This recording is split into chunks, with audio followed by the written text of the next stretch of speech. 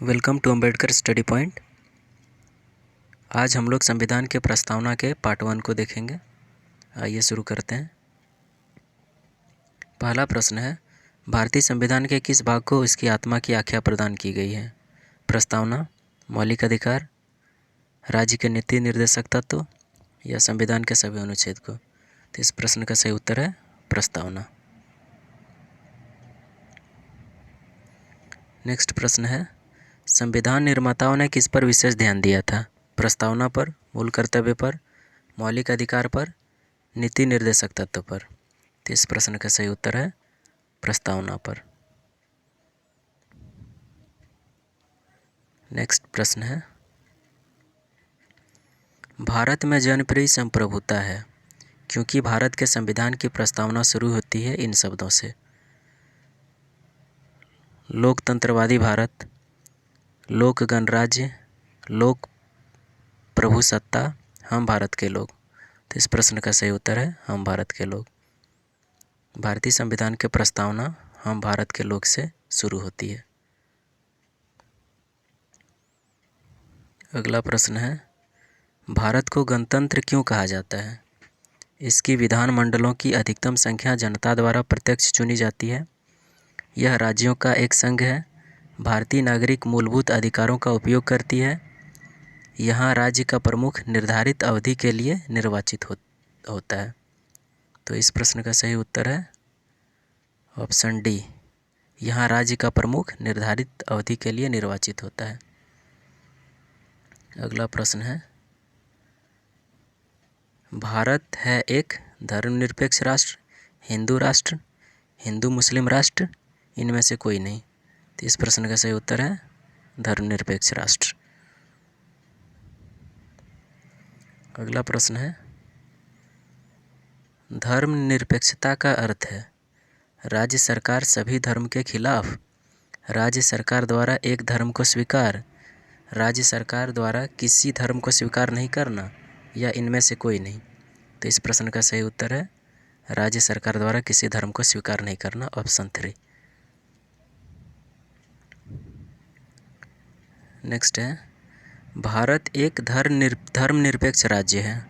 इसका मतलब है कि भारतीय राज्य धर्म विरोधी नागरिकों का समर्थन करता है, बहुसंख्यक समुदाय के धर्म का समर्थन करता है, अल्पसंख्यक समुदाय के धर्म का समर्थन करता है, किसी निश्चित धर्म का समर्थन नहीं करता है। तो इस प्रश्न का सही उत्तर है ऑप्शन डी, किसी निश्चित धर्म का समर्थन नहीं करता है। अगला प्रश्न है, गणतंत्र होता है केवल एक लोकतांत्रिक राज्य, अध्यक्षीय पद्धति शासन वाला राज्य, संसदीय पद्धति शासन वाला राज्य, राज्य जहाँ पर अध्यक्ष वंशानुगत रूप से न हो? तो इस प्रश्न का सही उत्तर है ऑप्शन डी, राज्य जहाँ पर अध्यक्ष वंशानुगत रूप से न हो। आइए नेक्स्ट क्वेश्चन देखते हैं। निम्नलिखित में से वो शब्द कौन से हैं जिनका समावेशन 42वें संविधान संशोधन द्वारा उद्देशिका में किया गया था? धर्मनिरपेक्ष लोकतांत्रिक, प्रभुत्व संपन्न लोकतांत्रिक, समाजवादी धर्मनिरपेक्ष, धर्मनिरपेक्ष गणतंत्र? तो इस प्रश्न का सही उत्तर है ऑप्शन 3, समाजवादी और धर्मनिरपेक्ष। समाजवादी और धर्मनिरपेक्ष को 42वें संविधान संशोधन द्वारा उद्देशिका में शामिल किया गया था। अगला प्रश्न है, भारतीय संविधान की प्रस्तावना में भारत को किस रूप में घोषित किया गया है?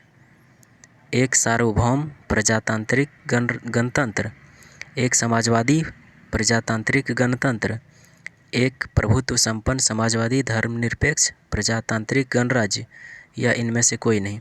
तो इस प्रश्न का उत्तर हो जाएगा ऑप्शन सी, एक प्रभुत्व संपन्न समाजवादी धर्मनिरपेक्ष प्रजातांत्रिक गणराज्य।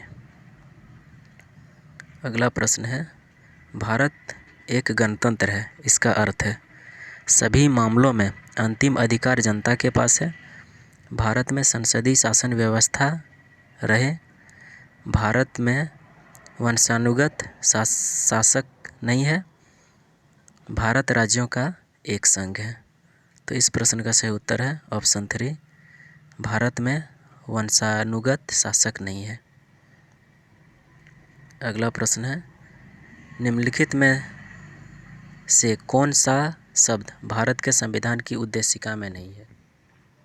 समाजवादी, पंथ निरपेक्ष, प्रभुत्व संपन्न या लोक कल्याण? इस प्रश्न का सही उत्तर है लोक कल्याण। अगला प्रश्न है, कल्याणकारी राज्य का उद्देश्य है अधिकतम संख्या का अधिकतम कल्याण सुनिश्चित करना, कमजोर वर्गों के कल्याण का प्रबंध करना, सभी नागरिकों को स्वस्थ सुविधाएं प्रदान करना या इनमें से कोई नहीं? तो इस प्रश्न का सही उत्तर है ऑप्शन बी, कमजोर वर्गों के कल्याण का प्रबंध करना।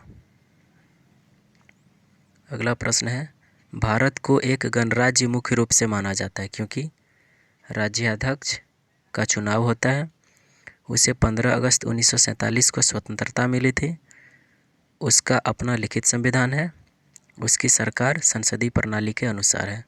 तो इस प्रश्न का सही उत्तर है ऑप्शन ए, राज्याध्यक्ष का चुनाव होता है। अगला प्रश्न है, भारतीय संविधान की प्रस्तावना के सिलसिले में निम्नलिखित में से कौन क्रम सही है?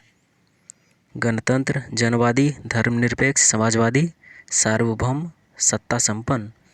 सार्वभौम, सत्ता संपन्न, समाजवादी, जनवादी, धर्मनिरपेक्ष, गणतंत्र? सार्वभौम, सत्ता संपन्न, जनवादी, धर्मनिरपेक्ष, समाजवादी, गणतंत्र? या सार्वभौम, सत्ता संपन्न, समाजवादी, धर्मनिरपेक्ष, जनवादी, गणतंत्र? तो इस प्रश्न का सही उत्तर है ऑप्शन डी। आइए अगला प्रश्न देखते हैं।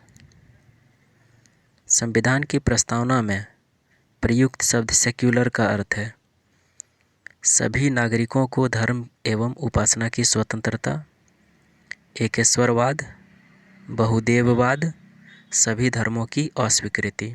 तो इस प्रश्न का सही उत्तर है ऑप्शन ए, सभी नागरिकों को धर्म एवं उपासना की स्वतंत्रता।